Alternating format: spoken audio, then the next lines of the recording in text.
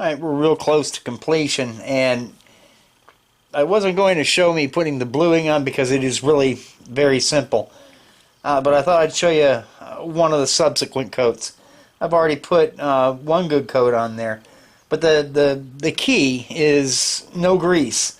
So you'll take lacquer thinner and wipe everything down. And then you simply take a cloth, and I have some of these polyester paint rags, or what they are. They don't leave any lint. And you just want to do an even coat over the steel.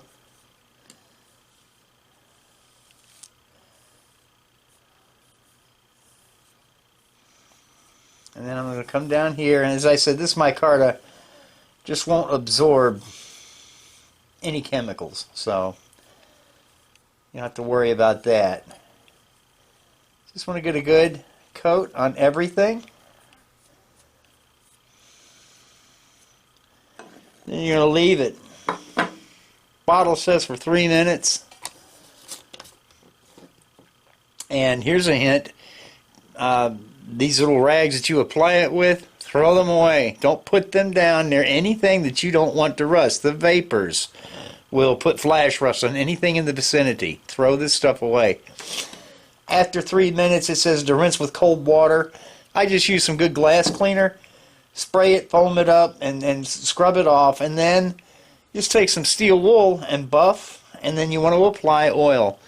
I just use some gun oil. 3-in-1 would work. Olive oil would work. Just anything to stop that bluing reaction and protect the metal. And that's it. When I get this buffed up and finished, I'll show it to you. We put the logo on. Of course, you want to do that first before you go to subsequent steps. But hey, we're all but done with the knife. So I'll get it cleaned up and I'll give you a shot of it right before we go into sheath making. It's finally iced tea weather here in Ohio. It's really nice outside. I had the big shop door open, and yeah, it's a great day. So I got the knife finished. Got about 3 coats of that Birchwood Casey Super Blue on there, and we put the logo on the knife. And I don't know if you can see it because my display is kind of backlit by the open door back there, but I think it turned out nicely. The only thing I haven't done is sharpen it. I won't until I'm done with the sheath because I don't want to get cut with it. But I'm going to make 2 different kinds of sheaths here. One is going to be a standard everyday person carrying sheath that can mount either vertically on a belt or horizontally. And another one is going to be one that is more compatible with a standard PAL system, which stands for Pouch Attachment Ladder System. And all that is a grid, and you've probably seen it, 1-inch wide webbing straps sewn at 1.5-inch intervals, and they're usually spaced 1 inch apart. And it's adopted by NATO, the U.S. military, police departments. It's just a standard. So I want to make a pouch that is compatible with that gear. So I'm going to get started here, and got a new front shoulder here. And I'm going to break that out, choose a good section of it, and we're going to start laying out and cutting. And I'll come back when I have some pieces cut out, and I'll kind of loosely put them together, and you can see kind of what I have in mind for this sheet.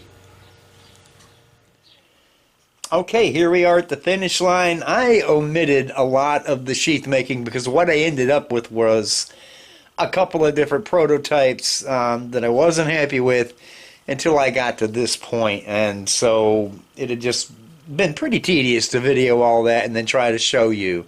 But this is what I ended up with. As my little caption said, I ended up with a sheath that would mount in all those different ways. I just had to think about it. Plus one other way, and a lot of people wear these little knives as what they call a neck knife, and that's what these 2 grommets that you see down here are for. That is so you can take paracord, a ball chain, or whatever, and you can wear the knife literally around your neck. And that's one of the reasons for this retention screw. Now you can turn this down, get a nice tight grip on the knife, and the sheath of course is wet formed, but if you notice that knife is not really going to come out of that sheath, but then you can still get it out nice and simply. So that's one way you could wear this. Pretty big necklace, but some people do wear that, maybe under a jacket or something. But this can also be used to attach this inside a handbag for a lady, to pull that thing out. So I wanted that option. And then of course I wanted a standard vertical or horizontal carry. And what I did was I used an 1.5 inch wide belt as a pattern, but you could probably get away with a 2-inch belt if you had one that wide, and aren't many belt loops out there that would accommodate that. 1.5 inch wide is about what you find on blue jeans, but just in case. So anyway, an 1.5 inch belt is going to fit through there, and it's going to be a tight fit. And for a horizontal carry, that's going to hold this thing real tight into your body. And of course, you know, you have your option to draw it that way. And then for vertical carry, which is the whole point of this strap that goes around, you simply unsnap it, and then you tuck this under the standard belt loop. And this is a nice tight fit. This is stiff leather, and I wanted it to finish up to be pretty stiff. So you just snap that back over, and now you have a standard means of carrying this on either side of your body, just in a standard belt loop, just like that. So there's that. And then another purpose of this strap is going to be for that PAL system I talked about. So what you would do is, again, you pop this out, and you're going to put this up through one of the ladder straps on your PAL's webbing. It's called a tactical panel. But you just take this and you would thread that up through, come back over the top, snap it, and then that's going to hold the knife on your PAL's panel and still be accessible. And the person I'm talking about, he wanted one he could kind of leave poking out of his shirt, just the ring, so he could reach up and get the knife out and have it quickly.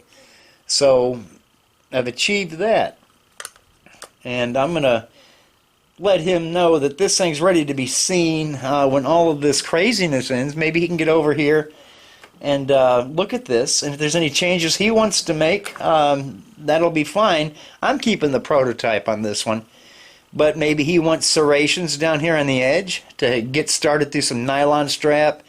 Maybe he wants a double edge, or maybe he wants thumb serrations, or all three. I don't know, but that can be incorporated into the next knife. But I just wanted to show you, and then I don't know if you got a real good look at the finished knife in the leather shop, because the lighting is weird in there. But that is, it's pretty muted out, but it turned out, I'm happy with it. I'll put an edge on this later. There's no big rush on that. But I do like the way the bluing works with the black micarta, and everything is just muted out really nicely. So that's my take on a ring knife. So thanks guys for watching this series, and thanks for your kind comments. And I will get back to you when I am working on something else that I think you might find interesting. It's Easter Sunday. Enjoy the day with your families, and hang in there. This too will pass, and we'll get to the other side of this whole corona thing, guys. Thanks a lot.